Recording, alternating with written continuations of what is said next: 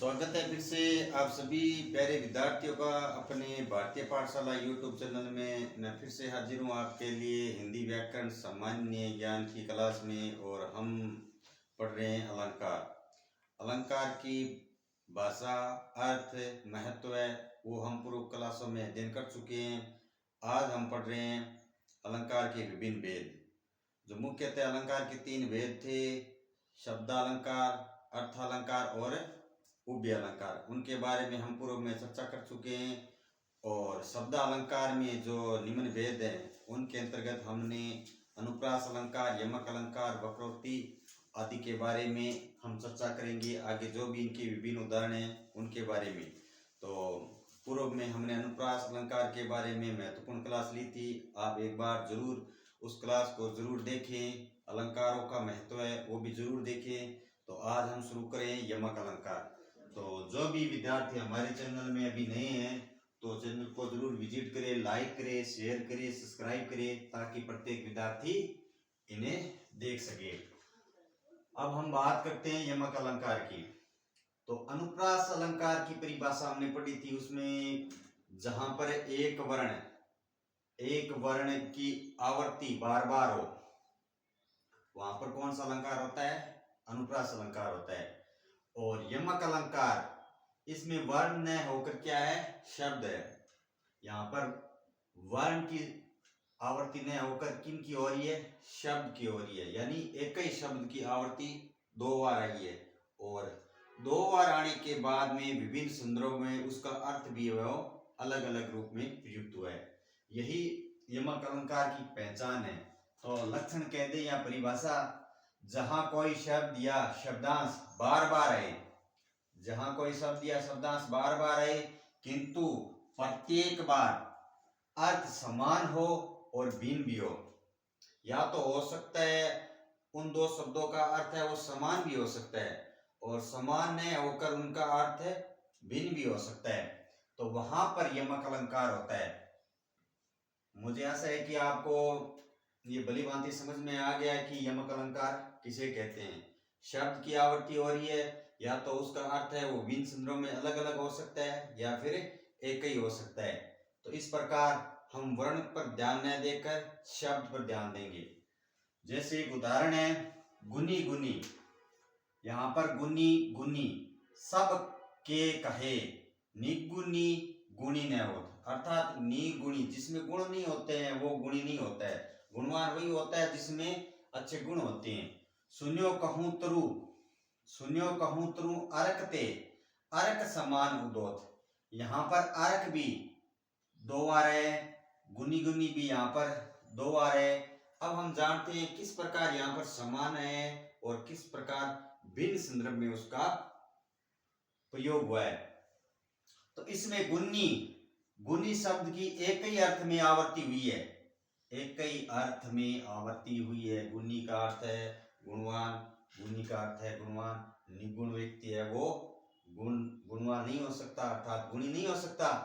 तो यहाँ पर गुनी शब्द की आवर्ती एक ही अर्थ में हुई है, परंतु अर्क शब्द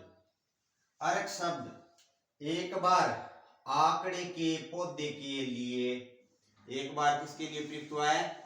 आंकड़े के पौधे के लिए। दूसरी बार सूर्य के लिए है। किसके लिए है? इसमें शब्दावर्ती से यमक अलंकार है। इस प्रकार हम समझेंगे कि यहाँ पर विभिन्न संदर्भ में इन जो शब्द दो बार है अरक अरक, ये अलग अलग स्थिति में अपना अर्थ प्रकट कर रहा है। आंकड़े के पौधे के लिए सुन्यो कहूं तरु, तरु मतलब पौधा, अरकते अरक समान उदोत, अर्थात अरक के समान। और यहाँ पर दूसरी बार अरक है वो किसके लिए प्रयुक्त हुआ है? सूर्य के लिए। इस प्रकार अरक शब्द दो बार है और दो बार विभिन्न संदर्भ में प्रयुक्त हुआ है। और गुनी गुनी भी दो बार है लेकिन वो समान रूप के लिए प्रयुक्त हुआ है। इस प्रकार हम कह सकते हैं कि यमक अलंकार शब्द की आवर्ती है और विभिन्न प्रकार से उसका समान और अलग रूप में प्रयुक्त होता है। अब हम जानते हैं यमक अलंकार के लिए विशेष विशेष बात यही है, यमक अलंकार में कभी कभी पूरा शब्द दोबारा नहीं आकर उसका कुछ अंश उसी क्रम से दोबारा आता है, उस अवस्था में भी वह यमक अलंकार ही होता है। इस दृष्टि से यमक के दो भेद होता है। कहने का तात्पर्य यह है कि कभी कभी यमक अलंकार में पूरा शब्द दोबारा नहीं आकर उसका कुछ अंश उसी क्रम से दोबारा आता है, उस अवस्था में भी वह कौन सा अलंकार होता है? यमक अलंकार होता है। इस दृष्टि से, इस आधार पर यमक अलंकार के कितने भेद माने गए हैं या होते हैं? तो इस दृष्टि से यमक अलंकार के दो भेद होते हैं। वन लाइनर के रूप में भी एक अच्छा प्रश्न है कि यमक अलंकार के कितने भेद होते हैं? तो यमक अलंकार के भी दो भेद होते हैं। अब ऑप्शन में दिया जाए अभंग यमक और सबंग यमक, तो ये दो है और दोनों के प्रकार के नाम। अब हम जानते हैं कि उदाहरण में हम पहले जान लेते हैं कि यमक जो उसके दो भेद हैं उसमें अभंग का उदाहरण, इसमें पूरे शब्दों की आवर्ती होती है। अब इसकी परिभाषा में क्या है? जहां पर पूरे शब्दों की आवर्ती होती है, कभी कभी पूरा शब्द न आकर उसके अंश को क्रम में रखा जाता है। तो यहाँ पर जो इसमें पूरे शब्दों की जहां पर आवर्ती होती है, कैसे? कनक कनक थे सौगुनी मादकता अधिकाय, वाह पाए बोराय जग या खाए बोराय, तीन बेर खाती थी तीन बेर खाती है, नगन जड़ाती थी वो नगन जड़ाती है। तो इसमें भी कनक कनक आया है, दो बार है। तो इसमें यही कहा जा रहा है कि जहां शब्द की आवर्ती पूरी हो यानी बार बार हो तो वहां पर कौन सा होता है? सबंग होता है। तारे तुम तारे तेते नभ में न तारे, इसका अर्थ है कि संसार में ईश्वर से कहा गया है तारे। यहां तारे का अर्थ है तारना, जगत से तारना अर्थात बेड़ा पार लगाना। ईश्वर से कहा जा रहा है कि तुमने मनुष्य को इस जगत से जितना तारा है अर्थात बेड़ा पार लगाए उतने तो आसमान में भी तारे नहीं है, जितने मनुष्य को इस भव संसार जगत से क्या कर दिया? तार दिया, अर्थात उनका उद्धार कर दिया है। तुम तारे तेते जितने नभ में न तारे, तो यहां पर तारे तारे दो बार है और तारे का एक अर्थ है तारागण और दूसरे का अर्थ है तारना अर्थात उद्धार करना। तो यहाँ पर तारे से भी दो विभिन्न अर्थ निकलते हैं। और बात करते हैं सबंग और अभंगी, तो सबंग में दोनों शब्द पूरे आए हैं लेकिन अर्थ विभिन्न संदर्भ में निकल रहे हैं, फिर भी तारे तारे शब्दों की आवर्ती पूरी हुई है, इसलिए कौन सा अलंकार है? सबंग अलंकार है। हम अभंग अलंकार के बारे में जानते हैं। अभंग के बाद हम बात करते हैं सहभंग यमक, अर्थात जहां पर शब्द की आवर्ती पूरी होती है वो कौन सा अलंकार होता है यमक का, और कौन सा उसका भेद होता है? वो होता है अभंग। जहां पर उसकी आवर्ती पूरी होती है यानी शब्द है वो पूरा दो बार आता है, तो वो कौन सा होता है? अभंग। और सबंग जहां शब्दांश की आवर्ती पूर्व क्रम के अनुसार होती है, अर्थात जहां पर शब्दांश की आवर्ती पूर्व क्रम के आधार पर होती है परंतु शब्द को तोड़कर आवर्ती देखी जा सकती है। इसी आधार पर हम यमक के जो दो भेद है सबंग और अभंग उनको पहचान सकते हैं। इसमें ये बात कही गई है कि दोबारा जब आवर्ती होगी तो उस शब्द को तोड़कर होगी। वो किस प्रकार होगी हम निम्न उदाहरण के माध्यम से जानते हैं। कुमोदनी मानस मोदनी कहीं, कुमोदनी मानस मोदनी, तो यहाँ पर हमें पता चलता है कि कुमोदनी शब्द और मोदनी शब्द, यहाँ पर मोदिनी, तो यहाँ पर शब्द की आवर्ती हुई है लेकिन इस शब्दांश को तोड़कर हुई है। मचलते चलते हो तुम वृथा, मचलते चलते हो तुम वृथा, किस प्रकार? एक यहाँ पर मचलते और दूसरा आया है चलते, तो यहाँ पर आवर्ती तो हुई है लेकिन पूर्व क्रम में जो शब्दांश है उसको तोड़कर इसकी आवर्ती हुई है। मचलते का अर्थ है मचल कर चलना, चलते मतलब चलना। तो यहाँ पर शब्दांश की आवर्ती हुई है लेकिन तोड़कर।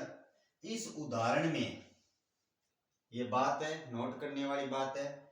इस उदाहरण में कुमोदनी पद से मोदनी, कुमोदनी पद से मोदनी की बाद वाले मोदनी से तथा मचलते पद से चलते, मचलते पद से चलते की बाद वाले चलते से आवर्ती पदों को तोड़ने से हुई है। इसलिए ये सहभंग पद क्या है? यमक है। अलंकार तो इसमें कौन सा है? अलंकार तो इसमें यमक अलंकार है। किस प्रकार कि शब्द की आवर्ती 2 बार हुई है और उसका समान या विभिन्न संदर्भ में अर्थ निकल रहा है। लेकिन बात ये हो रही है कि इसके भेद के अंतर्गत हम कैसे जानेंगे अभंग और सबंग। जहां पर शब्दांश की आवर्ती तोड़कर की जाती है वो सबंग अलंकार होता है, और जहां पर आवर्ती आ जाती है या अर्थात समान रूप से जैसी थी वैसी, वो होता है अभंग यमक। इस प्रकार ये जो 2 प्रश्न बनते हैं वो भी हमें आसानी से पता चल सकता है। और आगे बात करते हैं हम अन्य उदाहरण के माध्यम से। तो पर बारो उर्वशी, तो पर तुम्हारे पर, बारो मतलब न्यौछावर करना, सुनी राधि के सुजान, सुनो राधि के सुजान। सुजान अर्थात इसमें कवि है वो सुजान को संबोधित करते हुए ये पंक्तियां वो कह रहे हैं, तू मोहन के उर्वशी, उर्वशी समान, उस उर्वशी के समान है। यहाँ पर देखो बहुत ही अच्छी पंक्तियों के माध्यम से यहाँ पर हमें अलंकार देखने को मिल रहा है। और अलंकार भी वो कौन सा है? यमक अलंकार है। और यमक अलंकार में भेद भी कौन सा है? सबंग। सबंग किस प्रकार? उर्वशी, उर्वशी एक जो अप्सरा है उसके बारे में बात कही गई है। सुनो राधि के सुजान, और ये सुजान को संबोधित करते हुए कह रहे हैं, तू मोहन के उर्वशी। राधा है वो किसके? उर का मतलब है हृदय, चित्त, मन, अंतःकरण। राधा है वो किसके अंतःकरण में, किसके हृदय में, किसके मन में बसी है? मोहन के। यहाँ पर उर और बसी, उर्वशी से उर और बसी को अलग कर दिया गया है। इसलिए यहाँ पर उर्वशी का अर्थ अप्सरा से हो रहा है। किससे हो रहा है? अप्सरा से हो रहा है। और यहाँ पर उर्वशी किसी के हृदय में बसने से यहाँ पर बात है वो उजागर हो रही है। तो तुम किसके समान हो? उस उर्वशी के समान हो। इसलिए सुजान को किसके समान कहा गया है? उस उर्वशी अर्थात अप्सरा के समान बताएगी, हृदय में बसने वाली। तो यहाँ पर यही बात है कि यहाँ पर कौन सा यमक है का भेद है? सबंग का भेद है। यहाँ पर तोड़कर बातें की जा रही है। तो इसमें उर्वशी, जिसको हम उर्वशी भी कह सकते हैं, उर्वशी एक अप्सरा का नाम है सर्व की। और उर्वशी तोड़कर में पद को तोड़कर आवर्ती की गई है, पद में तोड़कर आवर्ती की गई है। सबंग यमक में कोई शब्द सार्थक और कोई शब्द निर्थक हो सकता है।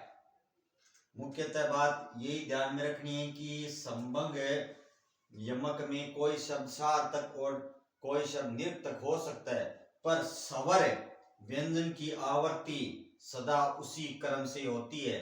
स्वर की आवर्ती उसी क्रम से होती है। कैसे? उर स्वर है, उर स्वर है, उर्वशी उर्वशी। तो यहाँ पर स्वर की आवर्ती है वो उसी क्रम के अनुसार होती है।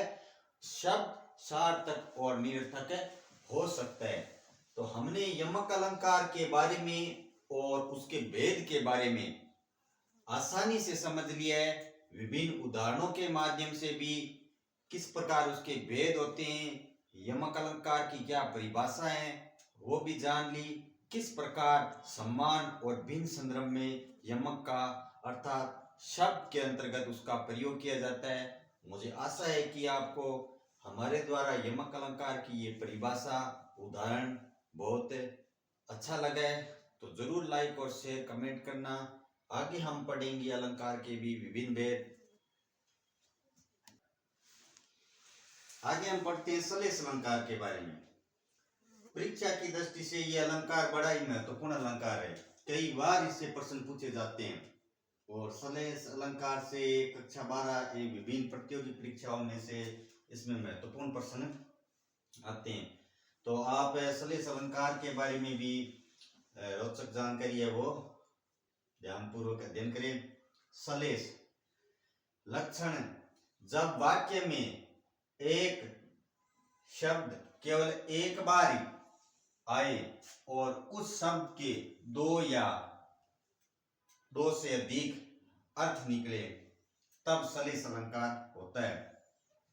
कहने का तात्पर्य ये है कि वाक्य में एक शब्द है वो एक बार है लेकिन उसका अर्थ है वो एक से अधिक, दो या दो से भी अधिक विभिन्न संदर्भों में अलग अलग रूप में निकलता हो, अर्थात उस एक ही शब्द का अर्थ है वो विभिन्न संदर्भों में प्रयुक्त किया जाता है।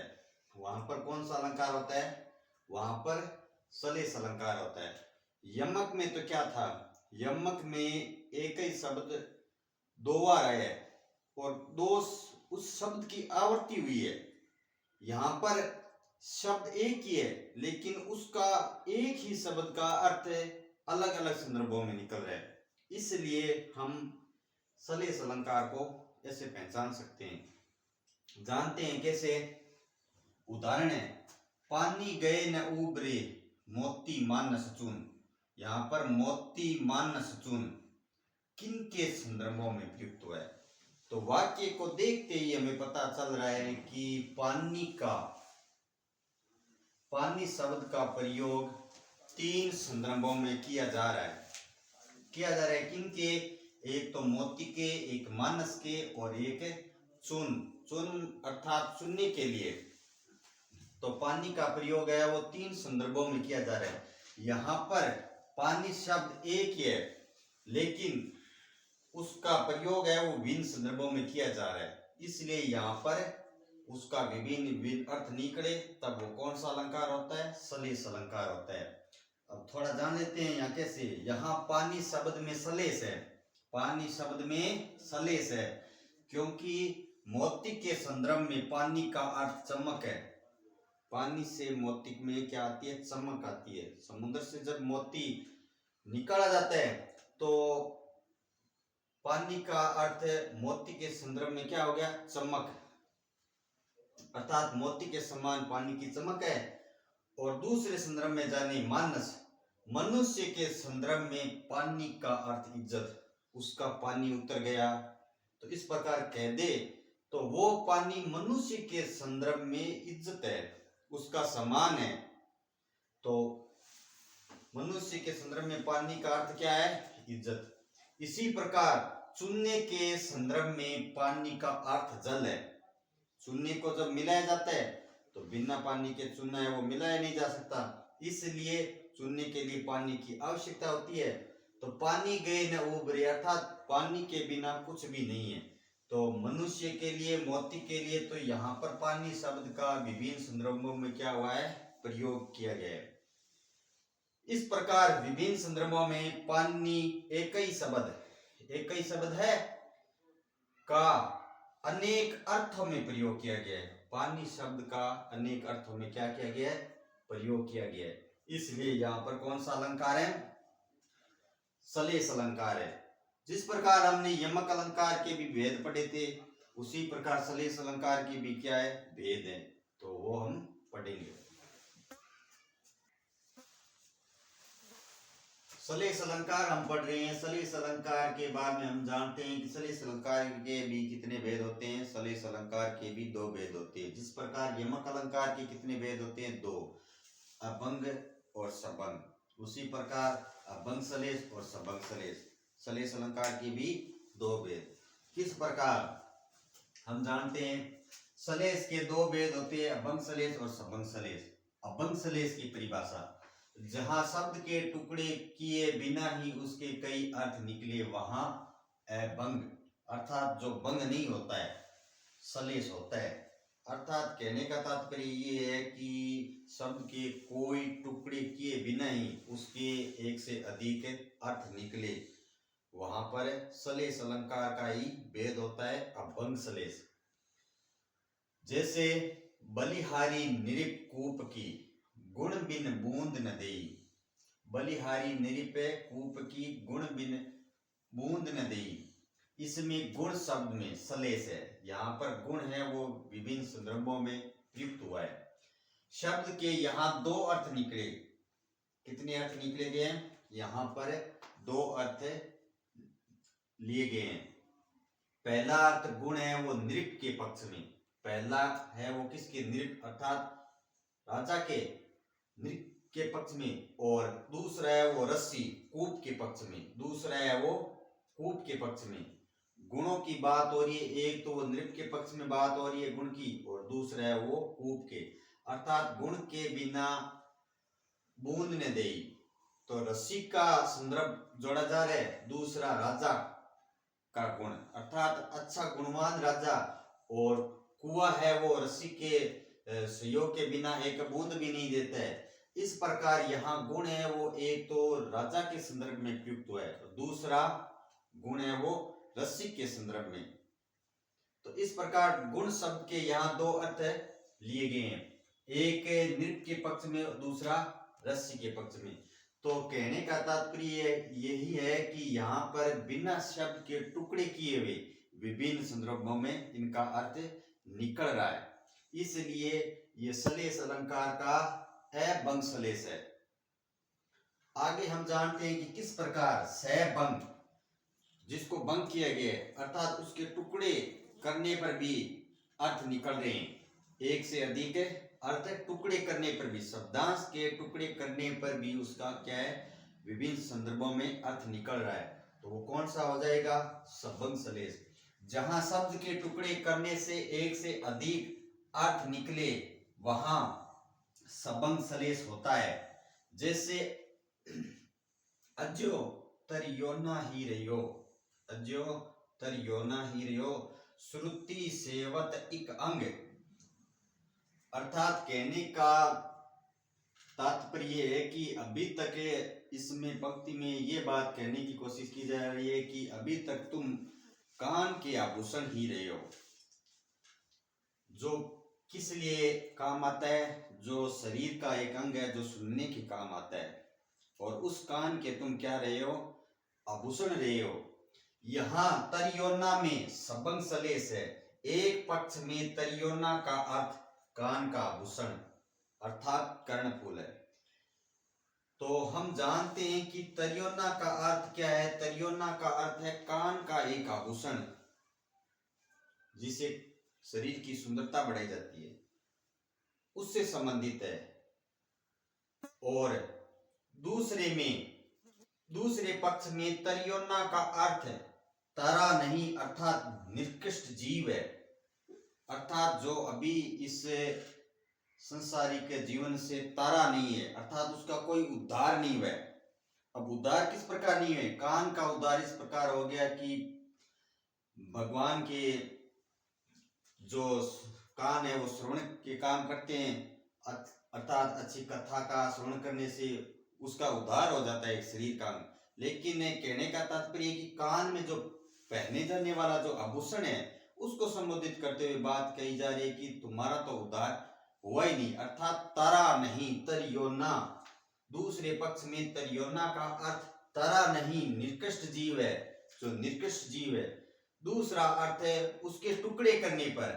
अब बात यहां पर आई है कि भेद के अंतर्गत अभंग और सबंग, यहां पर तरियोना शब्द के टुकड़े करने पर भी उसके विभिन्न अर्थ निकल रहे हैं।